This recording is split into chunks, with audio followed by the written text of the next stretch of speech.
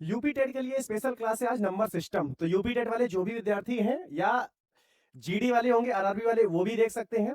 तो पहले आज हम जितनी भी डेफिनेशंस हो सकती हैं, जितना थ्योरेटिकल पोर्शन हो सकता है, वो पूरा का पूरा आज हम कवर करने की कोशिश करेंगे। और नंबर सिस्टम से आज जितना मैं आपको बता दूंगा, उससे ज्यादा आपको पढ़ने की जरूरत पड़ेगी नहीं। मुझे ऐसा लगता है कि इतने में आपका पूरा का पूरा नंबर सिस्टम कंप्लीट हो जाएगा। ठीक है, हम लोग क्या पढ़ेंगे? तो नंबर सिस्टम में नंबर मतलब सबसे पहले ये सीखेंगे कि अंक। तो पहली हेडिंग लगाओ आप, नंबर्स। तो नंबर आप सभी लोग जानते होंगे, 0 1 2 3 4 5 6। तो इनको आप क्या कहते हैं? ये सभी के सभी आपके क्या कहलाते हैं? अंक कहलाते हैं। इनको आप क्या कहते हैं? अंक कहते हैं। फिर अगर मैं आपसे पूछूं कि संख्या क्या होती है, अंक अगर आप बता दिए तो फिर संख्या क्या होती है? ये नंबर्स नहीं है, ये क्या है? अंक है। ये क्या है? अंक है। तो ये आपके अंक की डेफिनेशन अगर आपसे पूछी जाए कि अंक क्या होते हैं, तो आप बता पाएंगे कि जिनसे गिना जाता है, जो गिनने के लिए यूज किए जाते हैं, उनको हम अंक कहते हैं। 0 1 2 3 4 5 6 7, ये सब क्या कहलाते हैं? आपके अंक कहलाते हैं। संख्या क्या होती है? दो या दो से अधिक, दो या दो से अधिक अंकों से मिलकर बनती है क्या? संख्या।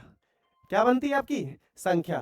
तो उसको आप क्या कहते हैं? दो या दो से अधिक अंकों से मिलकर क्या बनती है? संख्या बनती है। तो संख्या की डेफिनेशन आप समझ गए कि दो या दो से अधिक अंकों से मिलकर जो बने उसको क्या बोलते हो आप? संख्या कहते हैं। आगे बढ़ जाएं, तो आपने अंक सीख लिए, अंक के बाद आपने संख्या सीख ली। अब संख्याएं कितने प्रकार की होती हैं? संख्याओं के प्रकार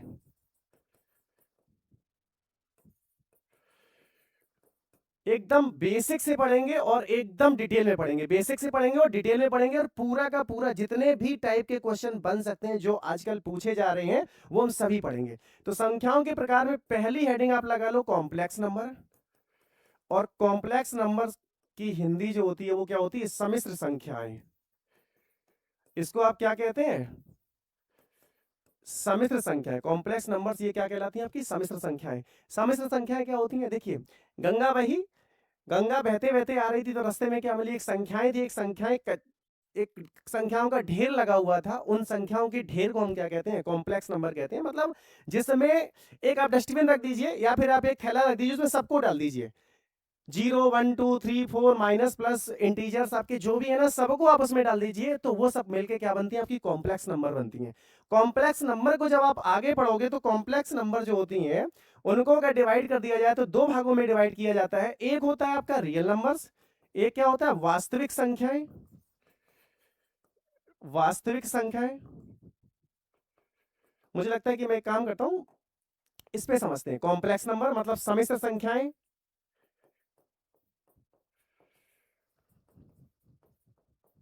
सम्मिश्र संख्याएं, इसकी इंग्लिश भी लिख देता हूं, कॉम्प्लेक्स नंबर्स।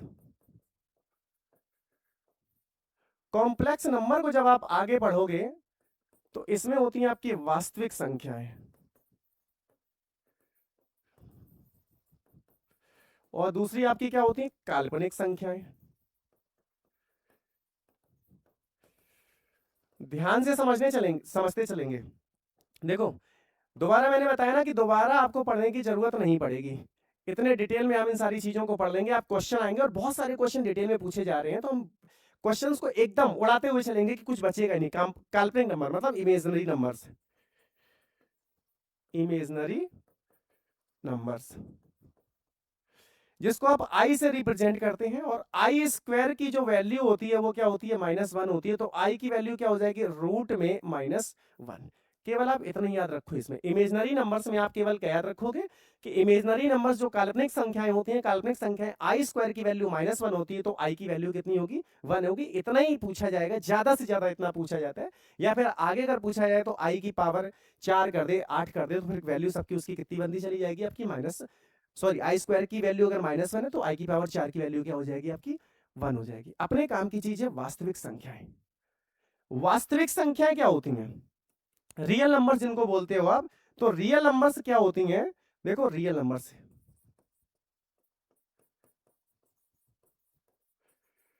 रियल नंबर्स को जब आप डिवाइड करोगे तो एक हो जाती है आपकी परिमेय संख्याएं,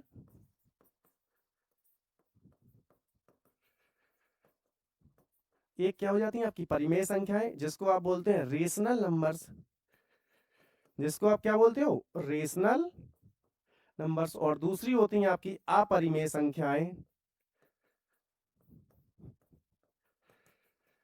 दूसरी आपकी हो गई अपरिमेय संख्याएं, जिसको आप बोलते हो इर्रेशनल नंबर्स।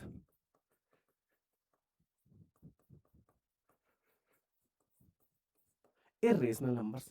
यहां तक कहानी क्लियर हो गई, यहां तक कोई डाउट नहीं है। हमने क्या पढ़ा, अंक पढ़ लिए। अंक क्या होते हैं, 0 1 2, जो गिनने के काम में यूज किए जाते हैं उनको अंक बोलते हैं। दो या दो से अधिक अंकों से मिलकर जो बनती है उसको क्या बोलते हैं, आप संख्या कहते हैं। संख्याओं के प्रकार में हमने देखा कि सबसे पहले आती है कॉम्प्लेक्स नंबर, सम्मिश्र संख्याएं। सम्मिश्र संख्याएं क्या होती हैं, एक कचरे का ढेर था या एक, आप ये कह लो कि एक थैला था, उसमें सब कुछ पड़ा हुआ था, उसमें आपके रियल नंबर्स, काल्पनिक नंबर्स, जो भी थी, जितनी भी संख्याएं, जिस प्रकार की जितनी भी संख्याएं हो सकती है वो सबकी सब उसमें पड़ी हुई थी, वो सब क्या कहलाई, एक साथ सम्मिश्र संख्याएं कहलाई, कॉम्प्लेक्स नंबर कहलाई।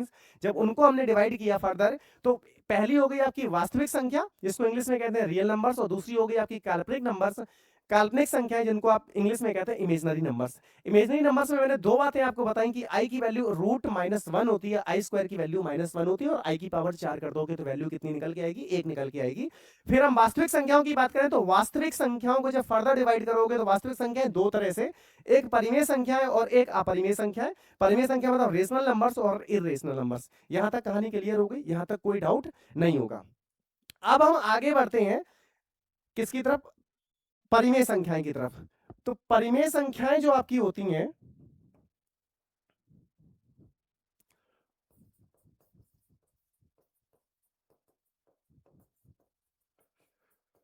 परिमेय संख्या जिसको आपने बोला रेशनल नंबर्स। आज इसकी थ्योरी है ना, बहुत ध्यान से समझ लेना। कल मैं आपको 25 30 35 जो भी सवाल बन सकते हैं वो सारे के सारे सवाल मैं आपको इसको करवा दूंगा, और एग्जाम में ये क्वेश्चन दिखते ही आप आंसर तुरंत कर दोगे कि इसका ये होगा, इसका जब तक इसका कॉन्सेप्ट क्लियर नहीं होगा आप नहीं समझ पाओगे। जैसे मैं आपसे पूछूं, क्या सभी परिमेय संख्याएं वास्तविक संख्याएं हो सकती हैं, आप बोलेंगे बिल्कुल हो सकती हैं, क्योंकि वास्तविक संख्याएं दो तरह से हो जाती हैं, एक रेशनल नंबर्स होती है और एक इर्रेशनल नंबर्स होती है। मैं आपसे पूछूं, क्या सभी परिमेय संख्याएं आपकी, क्या सभी अपरिमेय संख्या वास्तविक संख्याएं होंगी, बिल्कुल हो जाएंगी, क्योंकि वास्तविक संख्याएं दो तरह से होती हैं। वास्तविक संख्याओं को परिमेय संख्या और अपरिमेय संख्या, मतलब रेशनल नंबर और इरेशनल नंबर दोनों को मिला के तभी तो वास्तविक संख्या बनती है ना। इस तरह से सवाल पूछा जाता है। पहले आप थ्योरी समझ लो डिटेल में, ध्यान से आप थ्योरी समझ लो, कल मैं सारे के सारे क्वेश्चन करवा दूंगा, आपको एकदम समझ में आ जाएगा, कोई दिक्कत नहीं होगी, ठीक है।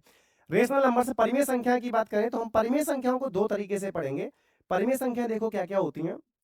परिमेय संख्या में एक तो आता है, अब देखो जो लोग पढ़े होंगे या थोड़ा बहुत भी आप संख्याओं के बारे में जानते होंगे, तो परिमेय संख्याएं आपकी क्या होती हैं, एक तो होती है पूर्णांक, एक पूर्णांक होगी, और एक क्या होगी आपकी फ्रैक्शन, या डेसिमल कहते हैं या फ्रैक्शन कहते हैं, दशमलव या फिर फ्रैक्शन आप कह लो। पूर्णांक मतलब इंटीजर्स, पूर्णांक मतलब क्या होता है, इंटीजर्स होता है। अब आप मुझे बताओ कि हम बचपन से ये बात पढ़ते चले आ रहे हैं कि एक कि अगर बटे कुछ नहीं लिखा हुआ है तो इसके 1/1 कर देंगे। संख्या लिखी हुई है 2, अगर बटे कुछ नहीं लिखा हुआ है तो बटे 1 कर देंगे। ऐसी वो हर वो संख्या जिसके बटे में कुछ नहीं लिखा होता उसके बटे में हम क्या मान लेते हैं, 1 मान लेते हैं।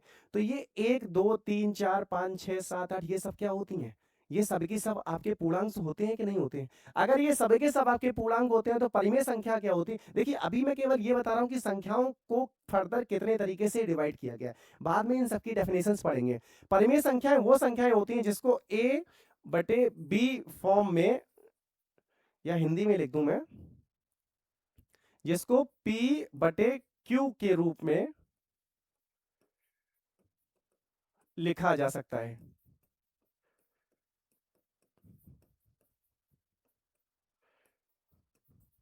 वही तो परिमेय संख्याएं होती हैं जिनको P/Q के रूप में लिखा जा सकता है, वही तो पूर्णांक परिमेय संख्याएं होती हैं। अब परिमेय संख्याओं को मैंने बताया कि फर्दर दो तरीके से, एक पूर्णांक और एक फ्रैक्शन।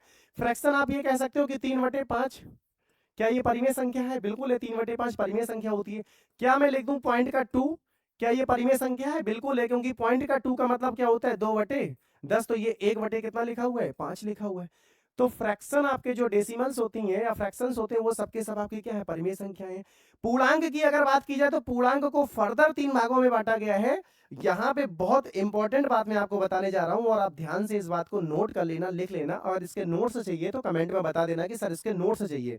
तो फिर ये जो मैं पढ़ा रहा हूं ना बोर्ड पे, ये पूरा का पूरा आपको एज इट इज पीडीएफ के रूप में आपको मिल जाएगा। अगर आपको चाहिए तो कमेंट बॉक्स में बताइए। पूर्णांक की अगर बात की जाए तो एक आपका होता है धनात्मक पूर्णांक। एक कौन होता है, धनात्मक पूर्णांक। एक होता है आपका शून्य, और फिर आपका क्या होता है, ऋणात्मक पूर्णांक। बहुत ध्यान से समझना, मैं एकदम बेसिक से बता रहा हूं आपको। एक होता है आपका पॉजिटिव इंटीजर्स, ये आपका हो जाएगा 0, और ये होता है आपका नेगेटिव इंटीजर्स। यहां तक बात समझ गए आप? यहां तक मुझे नहीं लगता कि आपको कोई दिक्कत होगी कि धनात्मक जो आपके इंटीजर्स होते हैं, पूर्णांक जो होते हैं, पूर्णांक में आपने एक पढ़ लिया कि एक होता है धनात्मक पूर्णांक, एक होता है शून्य, और एक होता है आपका ऋणात्मक पूर्णांक। ये बात ध्यान रखना कि 0 एक इंटीजर्स है। 0 क्या है, एक पूर्णांक है। लेकिन यहां पे नोट करके इस बात को लिख लेना कि 0 ना तो धनात्मक में आता है ना तो ऋणात्मक में आता है। 0 को अलग एक इंटीजर माना जाता है, इसीलिए उसको शून्य या 0 इंटीजर्स बोला जाता है। बात क्लियर हो गई? यहां तक कोई डाउट नहीं है। अब मैं आगे बढ़ूं, पूर्णांक की कहानी को अगर मैं आगे बढ़ाऊं तो इंटीजर्स मैंने आपको बताया कि इंटीजर्स जो होते हैं, इंटीजर्स मतलब पूर्णांक, पूर्णांक आपके 3 होते हैं। 3 तरीके से बताया मैंने आपको। एक हो गया आपका पॉजिटिव, जिसको आप बोलते हो धनात्मक। एक होता है आपका शून्य,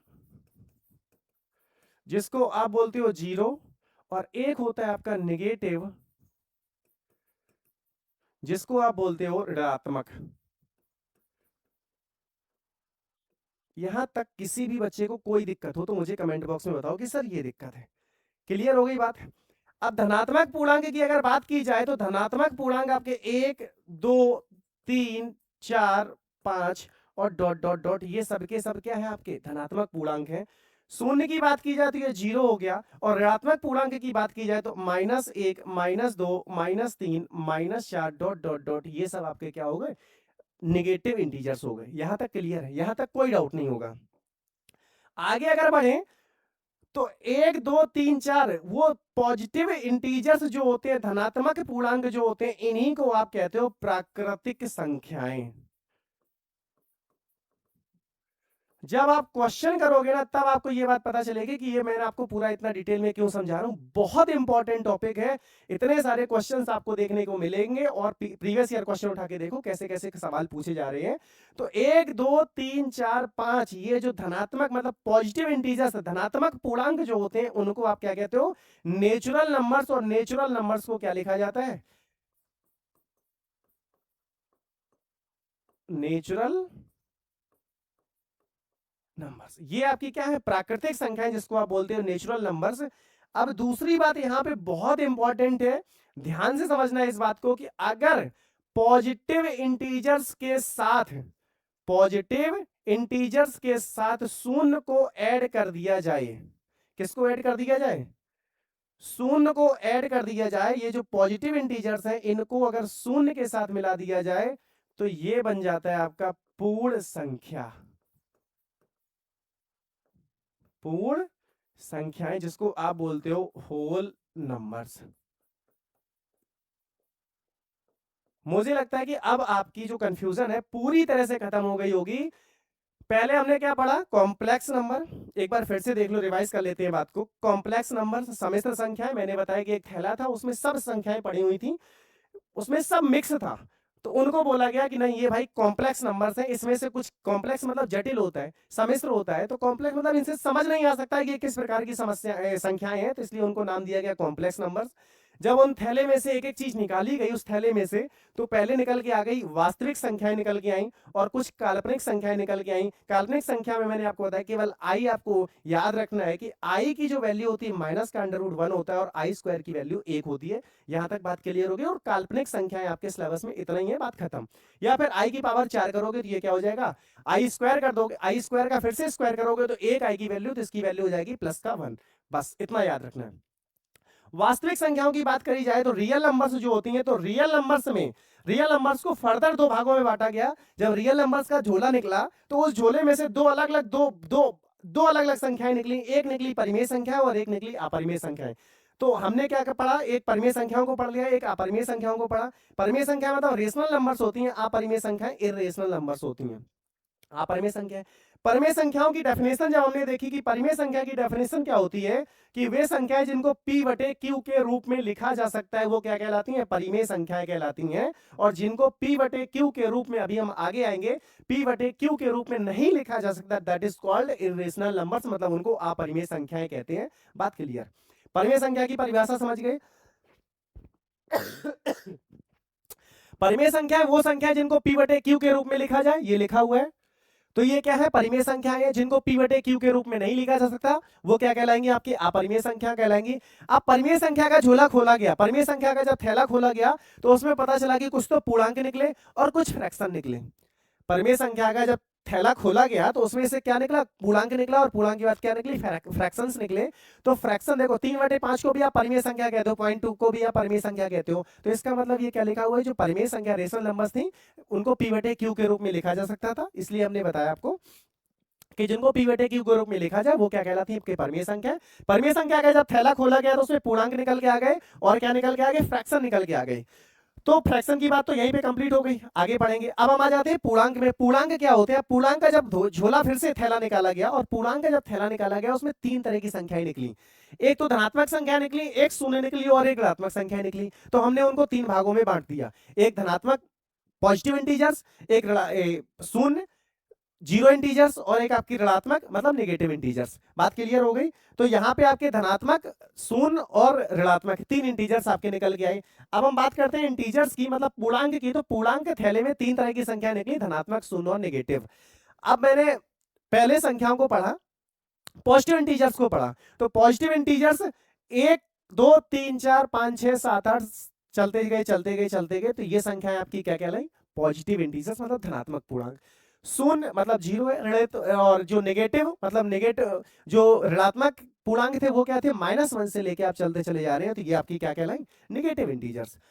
अब असली कहानी शुरू होती है कि नेचुरल नंबर्स क्या होती हैं, प्राकृतिक संख्याएं क्या होती हैं। तो कुछ नहीं, जो धनात्मक, जो पॉजिटिव इंटीजर्स थे, जो पॉजिटिव इंटीजर्स निकल के आए थैले में, उनको ही आपने कह दिया कि सर यही प्राकृतिक संख्याएं हैं। जो पॉजिटिव इंटीजर्स थे 1 2 3 4 5 6 7 8 9 10 11 अनंत तक, ये आपकी क्या कहलाई, इन्हीं संख्याओं को आपने कह दिया कि सर यही हमारी नेचुरल नंबर्स हैं, यही हमारी प्राकृतिक संख्याएं हैं। अब प्राकृतिक संख्याओं में अगर जीरो को ऐड कर दिया जाए, ये देखो मैंने जीरो को ऐड किया, तब ये क्या बन जाती है, पूर्ण संख्याएं बन जाती हैं। अब ये बन जाएंगी आपकी होल नंबर्स। ये क्या बन जाएंगी, आपकी होल नंबर्स। तो हमने नेचुरल नंबर्स को समझ लिया और पूर्ण संख्याओं को भी समझ लिया। अब ये कंफ्यूजन आपकी खत्म हो गई कि प्राकृतिक संख्याएं क्या होती हैं और पूर्ण संख्याएं क्या होती हैं। तो धनात्मक जो पॉजिटिव इंटीजर्स होते हैं वो आपकी नेचुरल नंबर्स होते हैं, अगर उसमें जीरो शामिल कर दिया जाए तो फिर क्या बन जाता है, पूर्ण संख्याएं बन जाती हैं। 2 चीजें और हम पढ़ेंगे। अब बात आती है आपकी कि सम संख्याएं क्या होती हैं।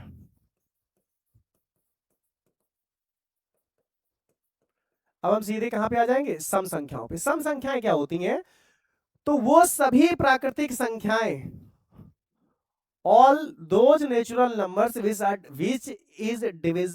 divisible by 2, वो सभी प्राकृतिक संख्याएं जो 2 से पूर्णतः विभाज्य हो जाएं, वे सभी प्राकृतिक संख्याएं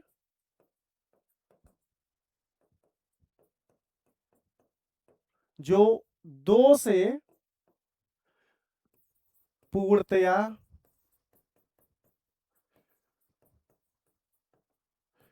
विभाज्य हो, क्या कहलाती हैं आपकी, सम संख्याएं कहलाती हैं। सम संख्याएं कहलाती हैं। क्लियर हो गई बात? वे सभी प्राकृतिक संख्याएं जो किससे विभाज्य हो, 2 से क्या होनी चाहिए, विभाज्य होनी चाहिए, वो क्या कहलाएंगी, आपकी सम संख्याएं कहलाएंगी। 2 4 6 8 10 और dot dot dot dot. Note करके एक इंपॉर्टेंट बात आप यहां पे लिख लो कि जो शून्य होती है, जीरो वो क्या है, एक सम संख्या है। किसी भी तरह का कोई कंफ्यूजन नहीं है कि जीरो क्या है, तो जीरो क्या है, एक सम संख्या है। कहीं भी किसी भी तरह की कोई किसी भी तरह का कोई भी डाउट अपने दिमाग में नहीं रखना है कि सर शून्य क्या है। शून्य क्या है, एक सम संख्या है। बात क्लियर हो गई। सम संख्याओं की डेफिनेशन आप समझ गए कि वे सभी संख्याएं जो दो से पूर्णतया विभाज्य हो जाएं वो संख्याएं क्या कहलाती हैं, आपकी सम संख्याएं कहलाती हैं।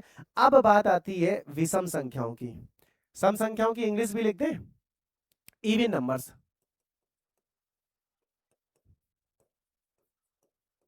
Even numbers. अब बात आती है विषम संख्याओं की। किसकी बात आती है, विषम संख्याएं।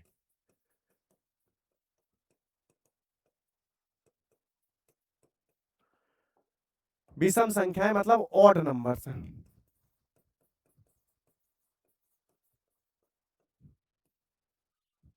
ऑड नंबर्स क्या होती हैं, वे सभी संख्याएं जो दो से विभाज्य नहीं होंगी। वे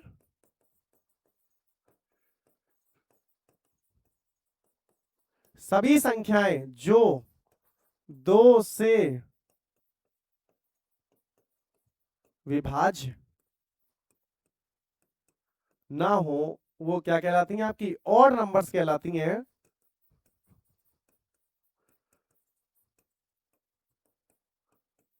विषम संख्याएं कहलाती हैं। वे सभी संख्याएं जो दो से विभाज्य ना हो वो सब क्या कहलाती हैं, आपकी विषम संख्याएं कहलाती हैं। जैसे 1 3 5 7 9 11 13 और ये आप चलते रहो अनंत तक, तो वे सभी संख्याएं आपकी क्या कहलाती हैं, विषम संख्याएं कहलाती हैं। बात क्लियर हो गई। हमने सम संख्याओं को पढ़ लिया, हमने विषम संख्याओं को पढ़ लिया। कॉम्प्लेक्स से हमने शुरू किया था और एक एक चीज पूरी डिटेल में समझते हुए हम कहां तक पहुंच गए, विषम संख्याओं तक हम पहुंच गए। नेक्स्ट, अब विषम संख्याओं की बात क्या है, अब आता है आपका अभाज्य संख्याएं।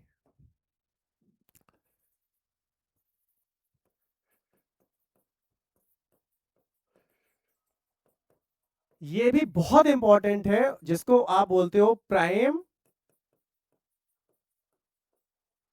Prime numbers. जिसको आप क्या कहते हो, प्राइम नंबर्स कहते हो। देखो, अगर यहां तक आप पढ़ते पढ़ते पहुंच गए, इसका मतलब है ना कि जो मैं पढ़ा रहा हूं आपको समझ में आ रहा है और आपको अच्छा लग रहा है, आपको मजा आ रहा है। तो एक बात मैंने आपको बोली है ना कि लाइक और कमेंट करने में क्यों कंजूसी करते हो।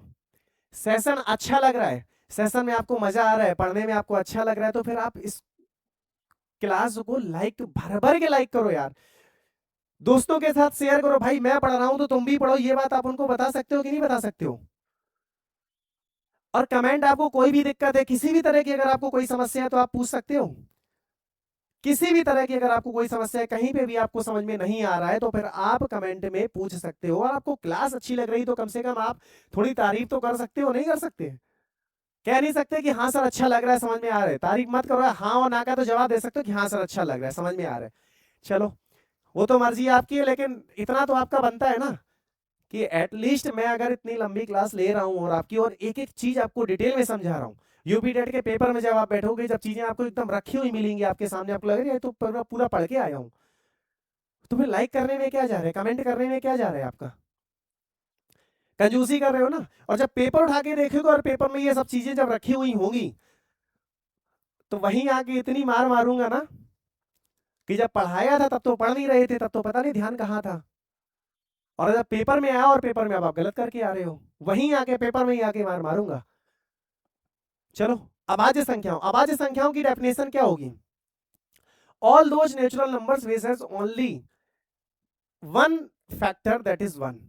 एंड एक चीज और आप कह सकते हो कि वे सभी प्राकृतिक संख्याएं जिनका केवल व केवल या तो वो खुद से विभाज्य हो या तो एक से विभाज्य हो, लेकिन एक को छोड़ देना है, एक को छोड़ देना है। तो इसकी डेफिनेशन बनती है आपकी, वे सभी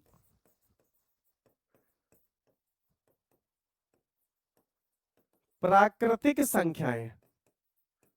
देखो, मैंने क्या लिखा है, वे सभी प्राकृतिक संख्याएं और ब्रैकेट में लिखो एक को छोड़कर। यहां पे भी कई बच्चों को ये डाउट रहता है। अभी आगे मैं पहले लिखवा, वे सभी प्राकृतिक संख्याएं एक को छोड़कर जो या तो 1 से विभाज्य हो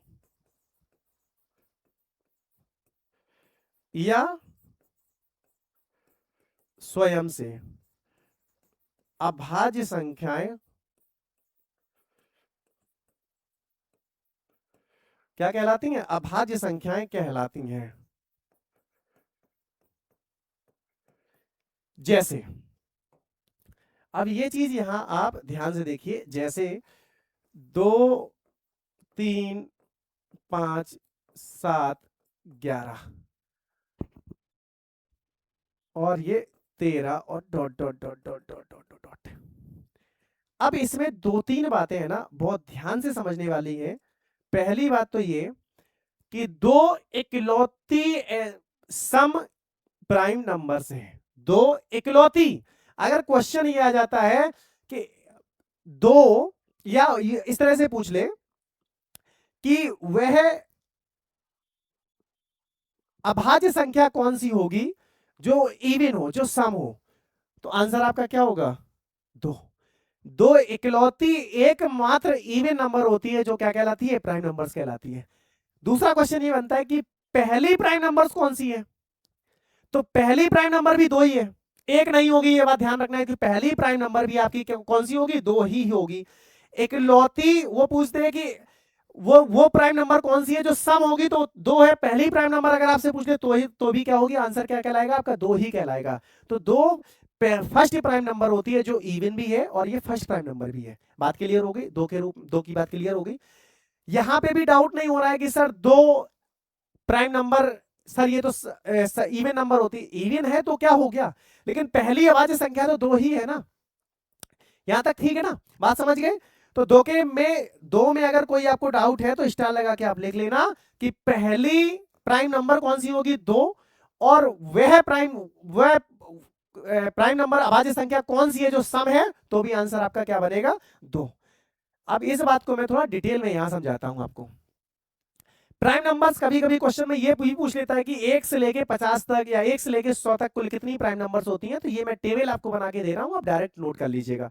मैंने बताया ना, अगर आप नोट नहीं कर रहे हो तो पहले आप ध्यान से समझ लो। आप मुझसे ये बोलना सर पीडीएफ चाहिए, तो मैं आपको जो मैं ये पढ़ा रहा हूं आपको टोटल पीडीएफ में कन्वर्ट करके ग्रुप में डाल दूंगा। टेलीग्राम अभी तो बंद चल रहा है, अभी 22 तारीख को शायद खुल जाएगा।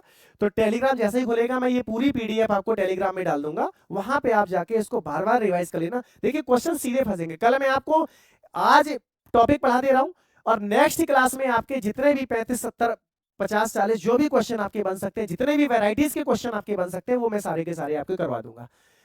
अब बात आती है प्राइम नंबर्स की। तो पहली प्राइम नंबर 2, दूसरी 3, फिर ये 5 और ये 7। तो 1 से लेके 10 तक कुल कितनी प्राइम नंबर हुई? 4। इसके बाद 1 से लेके 10 तक हो गई। 11 से लेके 20 तक पहली तो 11, फिर 13 और इसके बाद क्या है? 17 और इसके बाद क्या है? 19। इसके बाद अगर मैं बात करूं 21 से लेके 30 तक में, तो पहली संख्या 23, दूसरी संख्या 29। 23 और 29 दो ही हैं। इसके बाद 31 से लेके 40 तक की अगर बात करी जाए तो पहली क्या हो जाएगी? 31। और अगर पहली 31 है तो दूसरी क्या कहलाएगी आपकी? 37। दूसरी कौन सी होगी आपकी? 37 हो गई। इसके बाद हम पहुंचते हैं कहां पे? 41 से लेके 50 तक। तो 41 से लेके 50 तक में पहली कौन सी? 41, फिर कौन सी? 43 और फिर कौन सी? 47। काउंट करो जरा। 4 और 4 8, 2 10, 2 12 और 3 15। 1 से लेकर 50 तक अगर आपसे पूछे, कहां से? 1 से 50 तक कुल अभाज्य संख्याएं,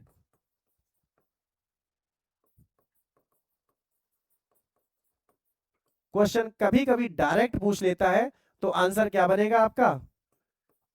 1 से लेके 50 तक कुल कितनी? 15 अभाज्य संख्याएं होती हैं, जो कौन कौन सी है? 2 3 5 7 11 13 17 19 23 29 31 37 और 41 43 और 47। यहां तक कोई डाउट किसी भी बच्चे को, किसी भी दोस्त को, कोई समस्या? देखो ये सब बहुत आसान आसान चीजें हैं, लेकिन ये जब दिमाग में एक बार आप बैठा लोगे ना, तो फिर जब आप पेपर कर रहे होगे तो वहां पे आपको ये बहुत हेल्प करने वाली है। बहुत। मैं क्यों कह रहा हूं आपसे भाई मेरे, अगर ये सब चीजें आपको नहीं पता रहेंगी ना तो फिर आप एग्जाम में नहीं कर पाओगे, समय वेस्ट करोगे लिखते हुए ये सब। इसलिए लिखना नहीं है आपको, ये सब माइंड में एक बार बैठा लेना है, छाप लेना है। अब हम बढ़ते हैं 51 से लेके 100 तक। कहां जाना है? 51 से लेके 100 तक। तो पहली 51 से लेके 100 तक में क्या है? पहली 53, 53 हो गई। और दूसरी कौन सी होगी? 59। 51 से 60 तक हो गया। अब आ जाता है 61 से लेके आपका 70 तक। तो पहली 61 और दूसरी क्या होगी? 67। 61 और 70, 67 हो गई। तो इसके बाद 61 और 67 हो गई। अब हम जाते हैं 71 से लेकर 80 तक। तो पहली कौन सी है? 71। इसके बाद दूसरी कौन सी हो जाएगी? 73। और तीसरी कौन सी हो जाएगी? 79। 3 3 6 2 8 हो गई। अब हम आगे बढ़ जाते हैं और आगे चलेंगे तो ये हो जाएगा 81 से लेकर कहां तक? 90 तक। तो पहली कौन सी होगी? 83।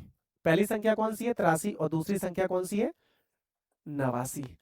अब 91 से लेके 100 तक अगर आपसे पूछा जाए तो एकमात्र संख्या है, और वो कौन सी है? 97। काउंट करो जरा, 2 और 2 4 और 3 7 2 9 और 1 कितनी आ गई? 10। तो ये कुल कितनी संख्याएं हैं? तो 51 से लेकर 100 तक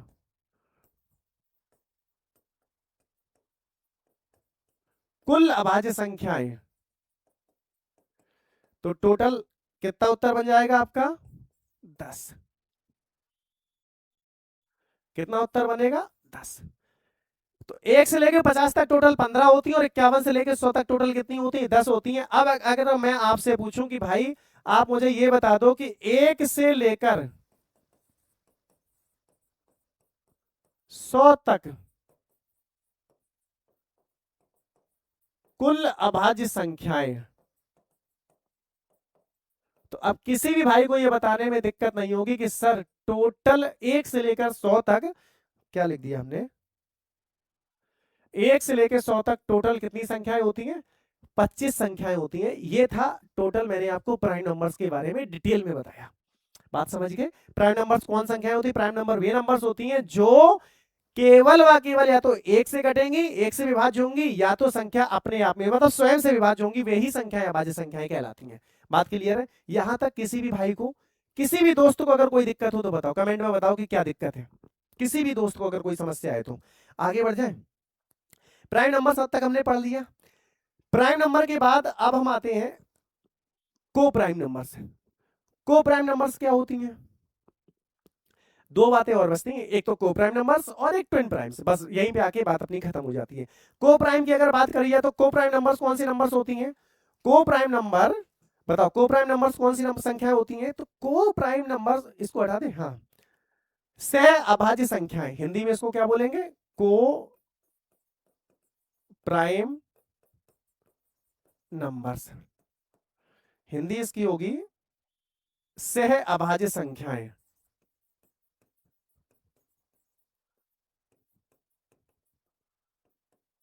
जैसा कि उसका नाम से ही पता चल रहा है, सह अभाज्य मतलब क्या है? अपने आप में साथ में अभाज्य हो। सह अभाज्य, सह का मतलब क्या होता है? साथ में होता है। साथ में संख्याएं अभाज्य हो तो डेफिनेशन अपने आप में भी इसकी डेफिनेशन निकल के आती है कि वे संख्याएं, वे संख्याएं नहीं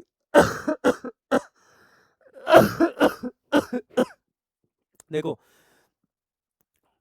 सह अभाज्य मतलब दो प्राकृतिक संख्याएं हैं। दो, देखो आज थोड़ा सा लंबी हो रही है क्लास, लेकिन मैं क्या है सोच रहा हूं कि थ्योरी थ्योरी पोर्शन पूरा कंप्लीट करवा देता हूं। दो प्राकृतिक संख्याएं जिसका एचसीएफ, हाईएस्ट कॉमन फैक्टर, जिसको आप बोलते हो मासापा, क्या हो? एक हो। मासापा कितना होना चाहिए? एक हो। सह अभाज्य संख्याएं कहलाती है। बात क्लियर हो गई? वे सभी संख्याएं जिनका मासापा, हाईएस्ट कॉमन फैक्टर, मासापा हाईएस्ट कॉमन फैक्टर क्या होना चाहिए? एक होना चाहिए। तो वे संख्याएं क्या कहलाती हैं? आपकी को प्राइम नंबर्स या सह अभाज्य संख्याएं कहलाती हैं। जैसे मैं बोलूं 3 9, सॉरी 3 7 4 9 11 15, इस तरह से दो प्राकृतिक संख्या, दो नेचुरल नंबर होना चाहिए और उनका हाईएस्ट कॉमन फैक्टर मतलब मासापा क्या होना चाहिए, 1 होना चाहिए। तो 3 और 7 का एचसीएफ क्या है, 1 है। 4 और 9 का एचसीएफ क्या है, 1 है। 11 और 15 का एचसीएफ क्या है। तो दो प्राकृतिक संख्याएं जिनका एचसीएफ 1 हो सहभाज्य संख्याएं कहलाती हैं। तो को प्राइम नंबर्स की डेफिनेशन आप समझ गए।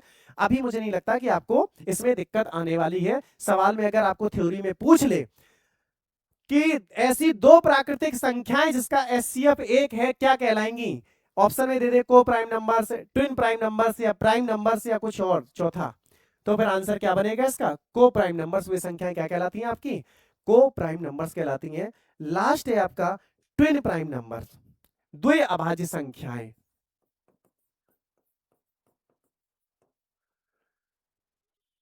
द्वि अभाज्य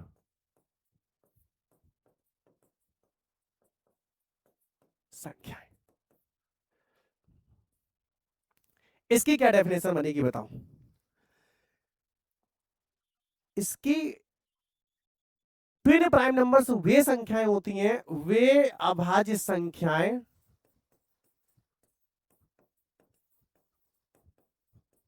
वे अभाज्य संख्याएं जिनके बीच का अंतर, जिनके बीच का अंतर कितना हो, 2 हो। ट्विन प्राइम या द्वि अभाज्य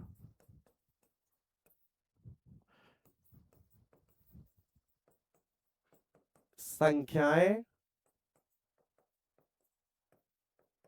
कहलाती हैं। बात क्लियर हो गई। किसी भी दोस्त को, किसी भी भाई को कोई समस्या, जिनके बीच का अंतर मैंने बताया कितना हो, तो 3 और 5 का अंतर कितना है, 2 है। 5 और 7 का अंतर कितना है, 2 है। 11 और 13 का अंतर कितना है, 2 है। 17 और 19 का अंतर कितना है, 2 है। और इस तरह से और आगे। तो आज हमने बेसिक बेसिक चीजें जितनी हो सकती थी जो एग्जाम में पूछी जा रही हैं बार बार, हमने उन सभी संख्याओं, उन सभी कॉन्सेप्ट को पढ़ लिया। अगर कुछ रह गया होगा तो हम जब क्वेश्चंस को करेंगे अगली क्लास में, जब हम क्वेश्चंस को करेंगे तो फिर जो भी अगर एक आध चीज कोई रह गई होगी तो फिर मैं उसको करवा दूंगा। एक बार मैं आपको रिवाइज करा देता हूं शुरू से। देखो जरा हमने आज क्या क्या पढ़ा, जल्दी से एक बार क्विक रिवीजन कर लेते हैं और उसके बाद आज की क्लास को खत्म करते हैं। हमने शुरू किया था आज संख्या पद्धति, नंबर सिस्टम। नंबर सिस्टम में पहली चीज आती है कि अंक क्या होता है, 0 1 2 3, जो गिनने के काम में यूज किए जाते हैं उनको आप अंक कहते हो। 0 1 2 3 एक अनंत तक जो भी आप चले जाओ वो आपके सब क्या कहलाते हैं, अंक कहलाते हैं। संख्या क्या होती है, 2 या 2 से अधिक अंकों से मिलकर जो बनता है, जो बनती है उसको क्या बोलते हैं, आप संख्या कहते हो। तो आपने अंक जान ली, संख्या जान ली। अब संख्याओं के आपने प्रकार देखे कि संख्याएं कितने प्रकार की होती हैं। तब मैंने आपको बताया कि एक थैला पड़ा हुआ था और उस थैले में सब कुछ था। इमेजनरी नंबर्स भी थी, रियल नंबर्स भी थे, इंटीजर्स भी थे, रेशनल भी, इरेशनल, सब कुछ था उस थैले में। तो जब समझ में नहीं आया कि ये क्या है तो उसको नाम दे दिया गया आपका क्या, कॉम्प्लेक्स नंबर्स, जटिल संख्याएं या सम्मिश्र संख्याएं। कॉम्प्लेक्स नंबर को जब खोल के देखा गया, थैला निकाला गया, तो उसमें दो तरह की, पहले सबसे ऊपर दो तरह के थैले निकले। तो उसमें एक में थी आपकी रियल नंबर्स और एक में थी आपकी काल्पनिक संख्याएं। आगे बढ़े। एक में थी क्या, वास्तविक संख्याएं, और एक में क्या थी आपकी, काल्पनिक संख्याएं। तो वास्तविक संख्याएं और काल्पनिक संख्याएं। काल्पनिक संख्याओं मैंने आपको बताया कि केवल व केवल आपको एक चीज याद रखनी है कि आई की जो वैल्यू होती है वो अंडर रूट -1 होती है और आई स्क्वायर की वैल्यू -1 होती है और आई की पावर 4 का मान 1 होता है। आपको केवल इतना याद रखना है काल्पनिक संख्याओं में। अब बात आ जाती है वास्तविक संख्याओं के, रियल नंबर्स की। तो रियल नंबर्स के थैले को जब खोला गया तो उसमें निकली आपकी परिमेय संख्याएं और अपरिमेय संख्याएं। क्या क्या निकली, परिमेय संख्याएं और अपरिमेय संख्याएं। परिमेय संख्याओं की डेफिनेशन जब हमने देखी तो वे संख्याएं जिनको p बटे q के रूप में लिखा जा सकता है, that is called rational numbers.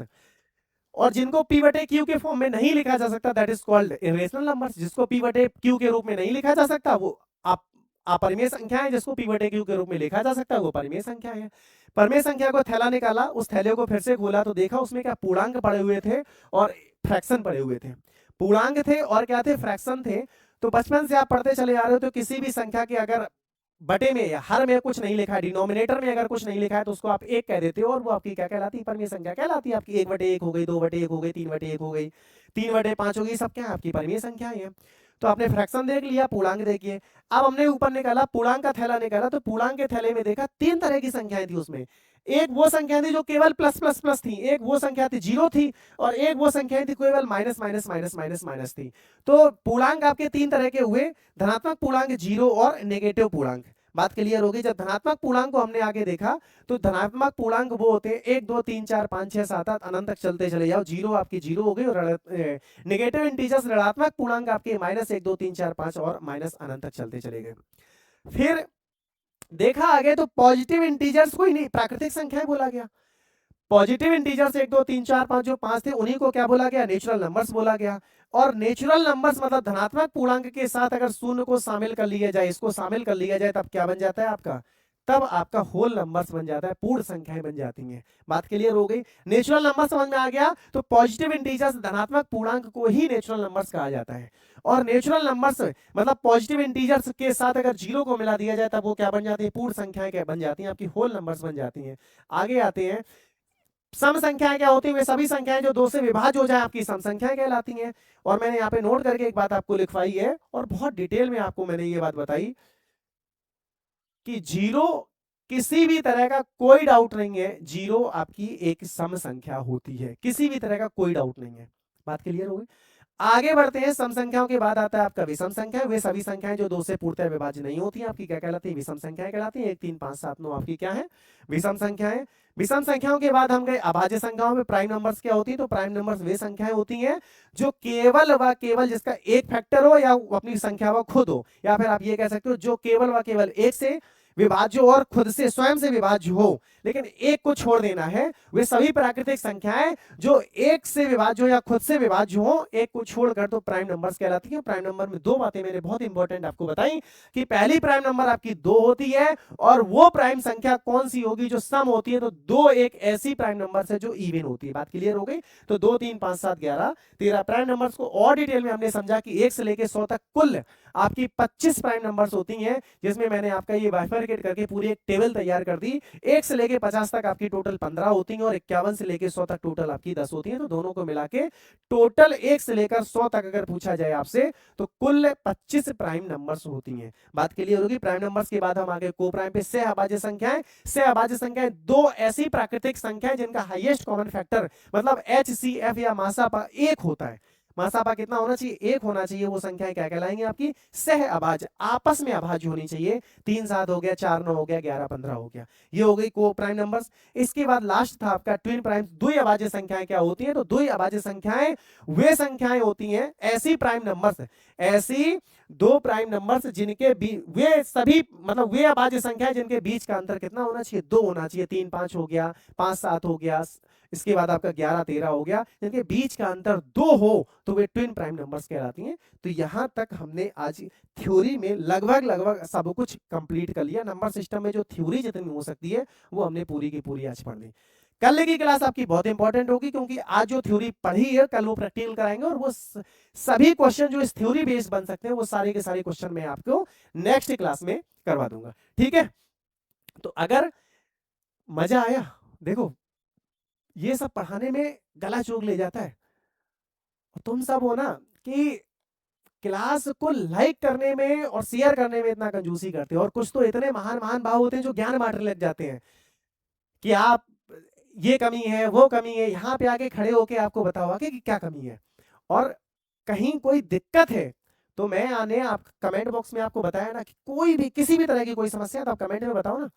लेकिन एग्जाम में जब बैठोगे और जब ये सारी चीजें सामने होंगी और जब नहीं कर पाओगे तो वहीं आगे मार मारूंगा, वहीं आगे बताऊंगा कि ये देखो कि ये सब पढ़ाया था क्लास में कि नहीं पढ़ाया था।